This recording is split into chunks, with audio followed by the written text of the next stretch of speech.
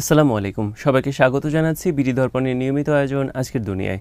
আপনাদের সঙ্গে আছি আমি তাসনিম হোসাইন। চীন, পাকিস্তান ও বাংলাদেশের মধ্যে বোঝাপড়াকে ভয়ের চোখে দেখছে ভারত। ভারতের প্রতিরক্ষা সর্বাধিনায়ক জেনারেল অনিল চৌহান বলেছেন, এই তিন দেশ নিজেদের স্বার্থে একে অন্যের প্রতি ঘনিষ্ঠতা ভারতের নিরাপত্তা ও স্থিতিশীলতার উপর মারাত্মক প্রভাব ফেলতে পারে। ভারতের গবেষণা প্রতিষ্ঠান অবজারভার রিসার্চ ফাউন্ডেশন ORF আয়োজিত এক অনুষ্ঠানে অনিল চৌহান একথা বলেন। জেনারেল চৌহান বলেন, ভারত মহাসাগরীয় অঞ্চলের দেশগুলোর অর্থনৈতিক সংকট বহিরাগত শক্তিদের প্রভাব বিস্তারের সুযোগ করে দিচ্ছে। ঋণ কূটনীতির সাহায্যে প্রভাব বিস্তারের মধ্যে দিয়ে তারা ভারতের জন্য বিপজ্জনক হয়ে উঠছে। পাশাপাশি ঘন ঘন সরকার পরিবর্তন এবং সেই সঙ্গে তাদের আদর্শচ্যুতি ভারতের জন্য চ্যালেঞ্জ হয়ে উঠেছে। এই প্রবণতা ভারতের জন্য বড় এক সমস্যা। সম্প্রতি চীনের কর্মকর্তারা সে দেশে পাকিস্তান এবং বাংলাদেশের কর্মকর্তাদের সঙ্গে এক সম্মেলনে মিলিত হয়েছিলেন। তিনটি দেশই নিজেদের স্বার্থে একে অন্যের কাছাকাছি আসছে। এই নৈকট্য ভারতের স্থিতিশীলতা এবং নিরাপত্তার উপর প্রভাব ফেলতে পারে। তিনি বলেন, এই তিন দেশের ঘনিষ্ঠতা ভারতের চিন্তা বাড়াতে পারে, স্থিতিশীলতার পক্ষে বিপজ্জনক হতে পারে। সাম্প্রতিক ভারত পাকিস্তান সংঘাতে চীনের ভূমিকা নিয়ে তিনি বলেন, এই সংঘাতে পাকিস্তানকে চীন কতটা ও কিভাবে সমর্থন দিয়েছে, সহায়তা করেছে তা বলা খুবই কঠিন। ওই সংঘাতের সময় উত্তর সীমান্তে কোনো অস্বাভাবিকতা দেখা যায়নি।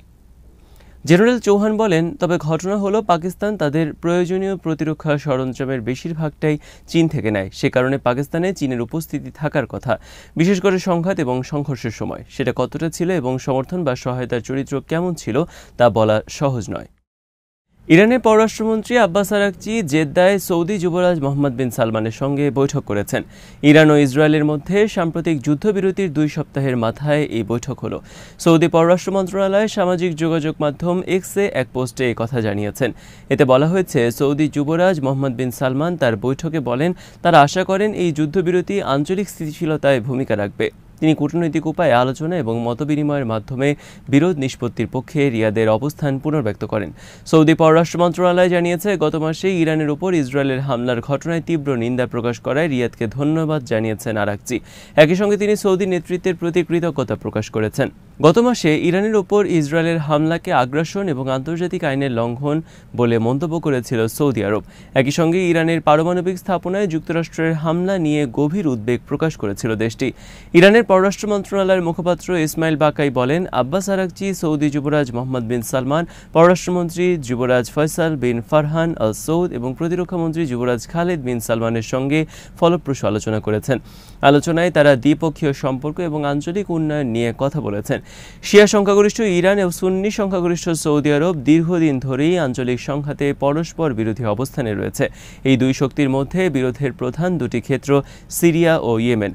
দুই দেশ 2016 সাল থেকে কূটনৈতিক সম্পর্ক ছিন্ন করেছিল, কিন্তু 2023 সালে চীনের মধ্যস্থতায় দেশ দুটি সম্পর্ক পুনঃস্থাপন করে। তেহরানের সঙ্গে সম্পর্ক স্বাভাবিক করা মোহাম্মদ বিন সালমানের একটি বিশেষ কূটনৈতিক সাফল্য। সাম্প্রতিক বছরগুলোতে তিনি আঞ্চলিক কূটনীতিতে তুলনামূলকভাবে শান্তিপূর্ণ এবং সমঝোতামূলক অবস্থানের পক্ষে অবস্থান নিয়েছেন। অধিকৃত ফিলিস্তিন অঞ্চলে নিযুক্ত জাতিসংঘের বিশেষ রিপোর্টার ফ্রান্সেস্কা আলবানিজের উপর নিষেধাজ্ঞা দিয়েছে মার্কিন প্রেসিডেন্ট ডোনাল্ড ট্রাম্পের প্রশাসন। সম্প্রতি তিনি গাজায় ইসরায়েলের গণহত্যা নিয়ে নতুন একটি প্রতিবেদন প্রকাশ করেন। এতে এমন অনেক প্রতিষ্ঠানের নাম উল্লেখ করা হয়েছে যারা ফিলিস্তিনকে জনগণ থেকে বাস্তুচ্যুত করা এবং গাজায় চলমান গণহত্যায় ইসরায়েলকে সহায়তা করেছে। তাদের এই কর্মকাণ্ড আন্তর্জাতিক আইন লঙ্ঘনের শামিল। বুধবার মার্কিন পররাষ্ট্রমন্ত্রী মার্কো রুবিও এই নিষেধাজ্ঞার ঘোষণা দেন। তার অভিযোগ, আলবানিজ যুক্তরাষ্ট্র ও ইসরায়েলের বিরুদ্ধে রাজনৈতিক ও অর্থনৈতিক যুদ্ধ চালাচ্ছেন। ফ্রান্সেস্কা আলবানিজ দখলকৃত ফিলিস্তিনি অঞ্চলে জাতিসংঘের বিশেষ দূত হিসেবে দায়িত্ব পালন করছেন। ইসরায়েলের মানবাধিকার লঙ্ঘন বন্ধে পদক্ষেপ নিতে আন্তর্জাতিক পর্যায়ে যে কয়েকজন জোরালো দাবি জানিয়েছেন তাদের মধ্যে তিনি অন্যতম। দীর্ঘদিন ধরে ইসরায়েল ও দেশটির মিত্ররা আলবানিজের কঠোর সমালোচনা করে আসছেন। তারা তাকে জাতিসংঘের দায়িত্ব থেকে অপসারণেরও দাবি জানাচ্ছেন। বুধবার এক বিবৃতিতে আলবানিজ অভিযোগ করেন, গাজায় যুদ্ধ অপরাধের অভিযোগে আন্তর্জাতিক অপরাধ আদালত ইসরায়েলের প্রধানমন্ত্রী নেতানিয়াহুকে অভিযুক্ত করেছেন।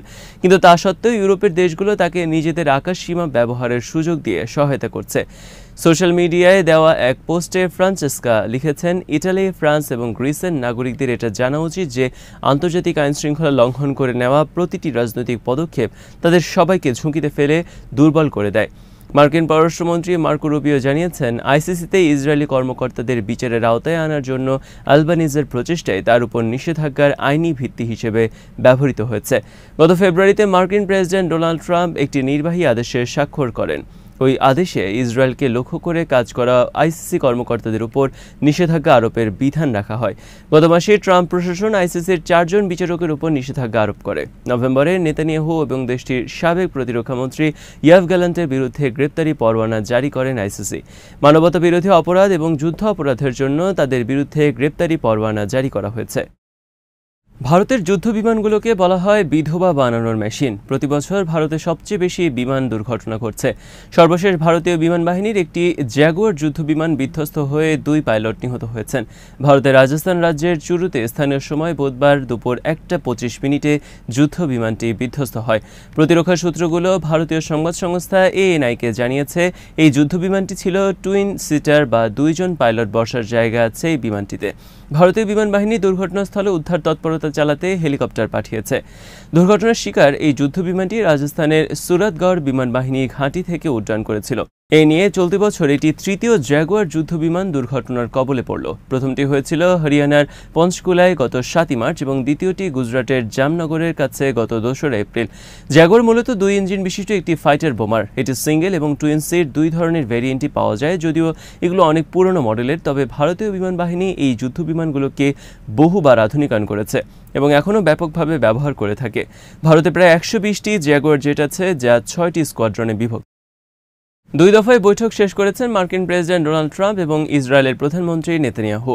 হোয়াইট হাউসে তাদের আলোচনার দিকে ছিল বিশ্বের নজর। হয়তো এবার থামবে গাজায় ধ্বংসযজ্ঞ, ক্ষণিকের জন্য হলেও বন্ধ হবে রক্তপাত, একটিবারের জন্য হলেও যুদ্ধবিরতির ঘোষণা আসবে বলেই ধারণা করেছিলেন অনেকেই, কিন্তু সেই আশা আবারও অপূরণী রয়ে গেল। 24 ঘন্টায় 2 দফা বৈঠকের পরও আসেনি শান্তির বার্তা। বিশ্বজুড়ে যে বৈঠক সামান্য আশার আলো জাগিয়েছিল, তা শেষ পর্যন্ত থেমে গেল শুধু কূটনৈতিক সৌজন্যের আড়ালেই, কোনো কার্যকর ফল ছাড়াই। এএফপির খবরে বলা হয়েছে, মার্কিন প্রেসিডেন্ট ট্রাম্পের সঙ্গে 2য় দফা বৈঠক করেছেন নেতানিয়াহু। এই বৈঠকের পর গাজায় যুদ্ধবিরতি এবং জিম্মি মুক্তির আলোচনার বিষয়ে গুরুত্বপূর্ণ ঘোষণা আসতে পারে বলেই ধারণা করা হচ্ছিল। তবে মঙ্গলবার সন্ধ্যায় হোয়াইট হাউসে চলা 1 ঘন্টারও বেশি বৈঠকের পর এই নিয়ে কোনো প্রকাশ্য ঘোষণা ছাড়াই নীরবে হোয়াইট হাউস ত্যাগ করেন নেতানিয়াহু। বৈঠকের আগে ট্রাম্প বলেছেন, গাজার পরিস্থিতি একটা ট্র্যাজেডি, আমরা এর সমাধান চাই এবং আমার বিশ্বাস অন্য পক্ষও তা চায়। আল জাজিরা জানিয়েছে, আলোচনার বিস্তারিত তথ্য খুব কমই জানা গেছে, কারণ বৈঠকটি কঠোরভাবে গোপন রাখা হয়েছিল। এদিকে মিডল ইস্ট বিষয়ক ট্রাম্পের বিশেষ দূত স্টিভেন উইটকফ জানিয়েছেন, যুদ্ধবিরতি চুক্তির কাছাকাছি পৌঁছানো গেছে। তিনি বলছেন, আমরা আশা করছি এই সপ্তাহের শেষ নাগাদ 60 দিনের যুদ্ধবিরতি চুক্তি হবে। এতে 10 জন জীবিত বন্দী এবং 9 জন নিহত ফিলিস্তিনির লাশ ফেরত দেওয়া সম্ভব হতে পারে। অন্যদিকে হামাসের সঙ্গে দখলদার ইসরায়েলের যুদ্ধবিরতি হতে আরও সময় লাগবে বলে জানিয়েছে কাতার। সৌদি সংবাদ মাধ্যম আশরাক নিউজ জানিয়েছে, কাতারে 5ম দফায় ইসরায়েল এবং হামাসের মধ্যে আলোচনা উল্লেখযোগ্য অগ্রগতি ছাড়াই শেষ হয়েছে। একজন ফিলিস্তিনি কর্মকর্তা সংবাদ মাধ্যমকে বলেছেন, আলোচনা স্থবির অবস্থায় রয়েছে। তিনি অভিযোগ করেন, ইসরায়েলি প্রতিনিধি দল আলোচনার পরিবর্তে শুধু শোনার মধ্যেই সীমাবদ্ধ ছিল। ওই কর্মকর্তা আরও দাবি করেছেন, ইসরায়েলি প্রতিনিধি দলের প্রকৃত সিদ্ধান্ত নেওয়ার ক্ষমতা নেই। যে কোনো সম্ভাব্য চুক্তিতে পৌঁছাতে নেতানিয়াহুর সিদ্ধান্তই চূড়ান্ত। 2023 সালের 7 অক্টোবর যুদ্ধ শুরুর পর থেকে ইসরায়েলি হামলায় এখনও পর্যন্ত অন্তত 57,575 জন ফিলিস্তিনি নিহত হয়েছেন। আহত হয়েছেন আরও 1,36,879 জন। আজ এখানেই শেষ করছি। সবাই ভালো থাকুন, সুস্থ থাকুন আর দেখতে থাকুন বিডি দর্পণ। চ্যানেলটি ভালো লাগলে সাবস্ক্রাইব করুন। আল্লাহ হাফেজ।